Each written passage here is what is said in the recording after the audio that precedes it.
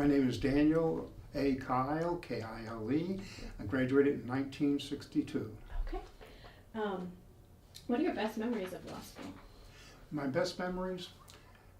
I got a great education. I can't believe what I succeeded in doing, even though I was towards the bottom of the class.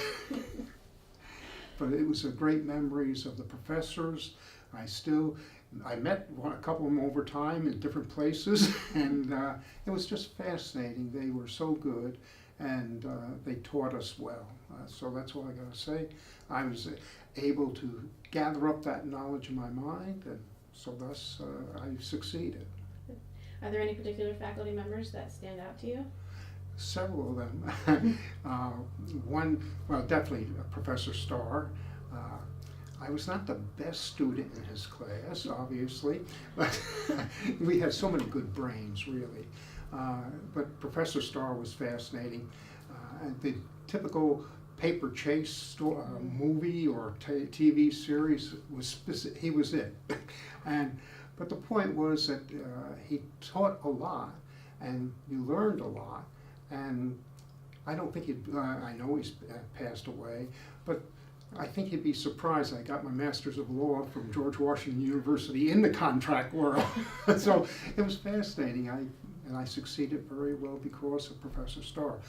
Professor Stevenson, always cross-legged on the chair teaching procedure. And one was a funny story. It was over a pie, and it was a torts type case. And he kept going around and around and around, and so somebody is, he said, "Tell me about this pie." And everybody said, "Well, there's a pie, is this or that?" And went around, and finally somebody said, "It was a cherry pie." And he said, "You're right, it had a pit in it, that's why he," things like that. Professor Snyder, who taught tax for a long time, and I was an accounting graduate, and I was into the tax world anyway, so it was very fascinating for that. Besides him, there was so many others. I can't remember the gentleman's name, Professor. God bless me for him. He was finally ended up at San Diego as a professor of law, and he was on the ABA committee that came around to the Judge Advocate General School, and they were the ABA sent them out to get rid of our accreditation for Masters of Law, and et cetera. We were the only school that ever got it. Harvard, Yale said, "No, we're not going to do that. That's not what we do," But they couldn't get rid of us because we did everything more and everything else. Ultimately, so they changed the designation, but it was still accredited courses. And then Congress finally set up a Master's of Law for the advanced course, or whatever you want to call it, graduate course nowadays. Mm-hmm. But he was fantastic. And there was many others. There was one, I can't remember, he taught sales. Maybe it was sales.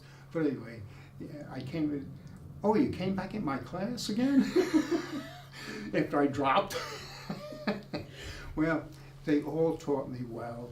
I may not have learned as much as I should have, but I felt very happy being at the old Woodland School, and that was a fascinating time of life. I always remember Governor. He came in to give us a talk in our major classroom, and he came in to make this talk, and he said, towards the end, he says, as you're going to be lawyers soon, you just got to remember one thing. Just like that door says, you got to have some push to get in. And I think it was Howie Orenstein again. Well, did you see the other side? You need pull.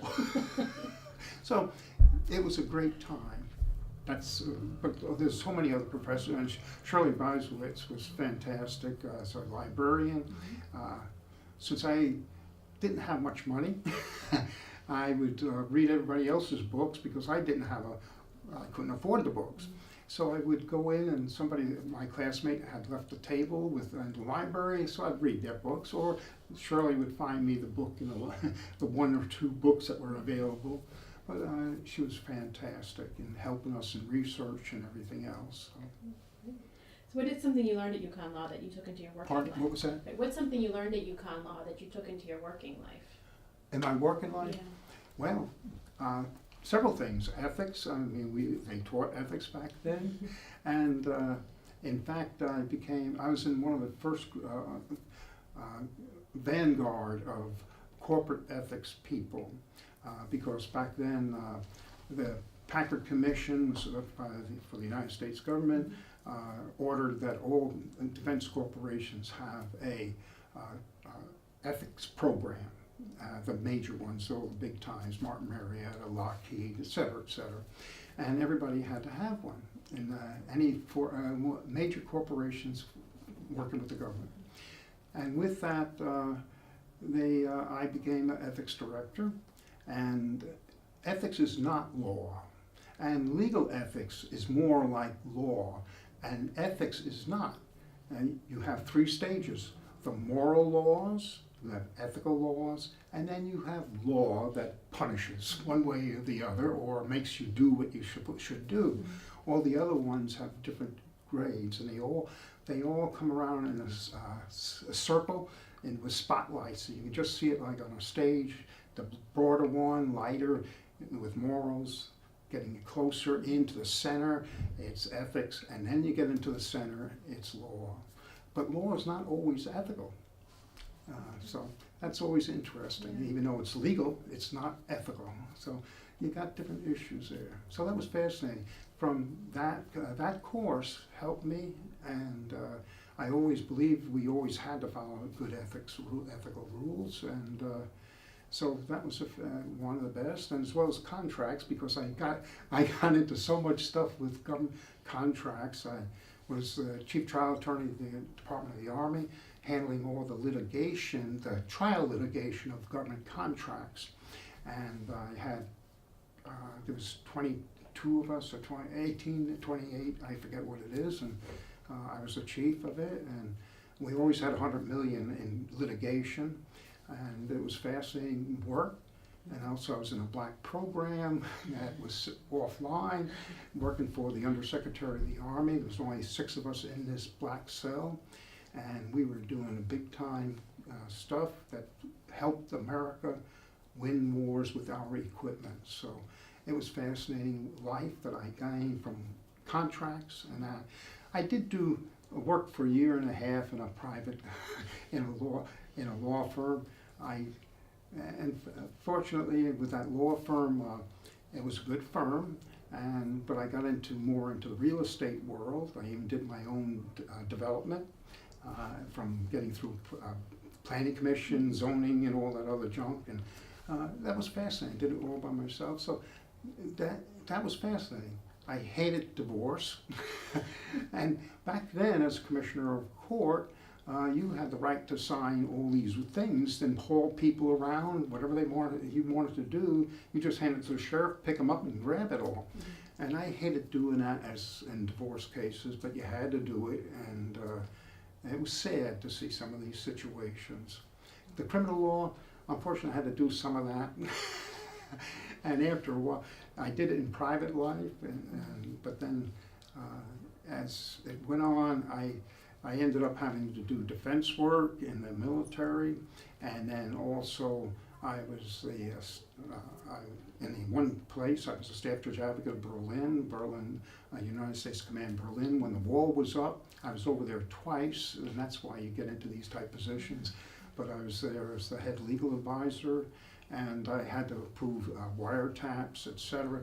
State Department would say it was a mission there, even though the mission had a 3-star rank, but the commandant had 2-star rank and a commandant control, not the mission secretary or the minister. Yeah. But it was fascinating, that whole world that I was involved in. So all these things that I learned throughout my legal basis, and I had the foundation from this law school, and I thank University of Connecticut for letting me come.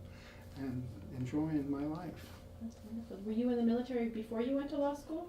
Oh no, got out of, I had, see, it was, the issue was back then, in the 50s, I went to University of Connecticut itself for a accounting degree, but everybody went to University of Connecticut had to serve 2 years in ROTC because it's a land grant college back then. And so that was in 55. Korean War's coming to the end, or ended by the time I got there. But the point was is that you had to go in. You had to have 2 years, or then after, if you didn't continue on for the additional 2 to get your lieutenants, become a second lieutenant, you would have to go to be drafted. Everybody got drafted back then. And so it was one of those worlds of life that you just did, and I did it. So, but I had to go after law school, and I went in, got out, and then practiced in a private practice field for a year and a half. I had just married my wife. I met her in Charlottesville, Virginia, and 51 years ago, I guess it is now. But anyway, I got out of the military, came back, and was practicing, changing to a good job. Mike Mack, who's a Superior Court judge and also, I guess, General Counsel of Travelers, was a classmate of mine, and he helped me get into the firm that he was in at that point. And Mike got me, and I was going to go up and join it, and I already told my old firm that I'm going to move on. And because I got tired of general practice. I mean, all you do is wave people on the street, hi, hi. And back then, as a junior person there, you write up all you're doing all the titles and all that other stuff. But so I called my old boss, and he said, oh, come with me to Korea. This was in '66, and so I went back in the Army. And it happened within 3 weeks' time. I was sitting in Korea. My wife cried a bit. But then recently I asked her, told her about it. I said, because I never told her I was doing it. I was on a phone call. My old boss called me because I told him I was moving up to Hartford to do appellate work. And so I decided right then and there I would, because I enjoyed the people, and it was a wonderful world. And with that, life moved on. Yeah. Anything else you want to share about your time at UConn? Well, other than Howie Ornstein and all these other great fellows in the school, Don Dakers and Landry and all. There's so many good friends from that school. But all I'm saying is, I from the foundation I received from a law school in Connecticut, created it. Such a major opportunity for me. I even had to take a case to the Supreme Court. One little word, denied, but anyway, that's life. That's all I have to say. Thank you.